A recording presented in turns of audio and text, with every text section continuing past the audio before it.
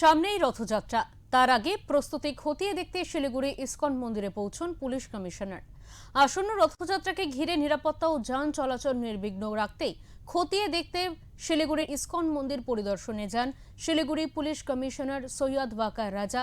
তার সঙ্গে উপস্থিত ছিলেন ডেপুটি পুলিশ কমিশনার ট্রাফিক কাজী শামসুদ্দিন আহমেদ, এসিপি ট্রাফিক সুবীর দত্ত, ভক্তিনগর থানার আইসি সহ অন্যান্য পুলিশ আধিকারিকেরা।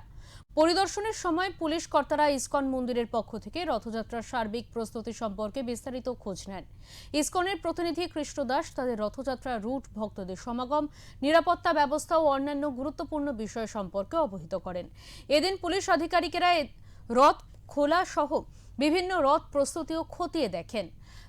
পাশাপাশি রথযাত্রাকে ঘিরে শহরের বিভিন্ন আয়োজকদের প্রস্তুতিও পর্যালোচনা করা হয়। উৎসব চলাকালীন যাতে আইন শৃঙ্খলা বজায় থাকে এবং ভক্তদের কোনো অসুবিধার সম্মুখীন হতে না হয় সে বিষয়ে প্রয়োজনীয় নির্দেশ দেওয়া হয়।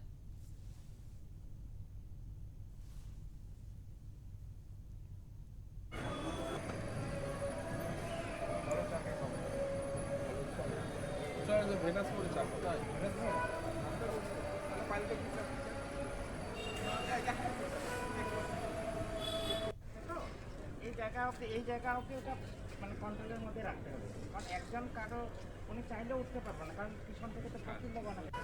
আজকে আমাদের সিপি সাহেব আসলেন, ডিসিপি ট্রাফিক স্যার এবং এসিপি দুই থানার আইসি সাহেবরা এসেন। ওনারা রথ কিভাবে হবেন, কোথা দিয়ে যাবেন, কী কী প্রবলেম আছে না আছে সব ফিজিক্যালি ইন্সপেকশন করলেন।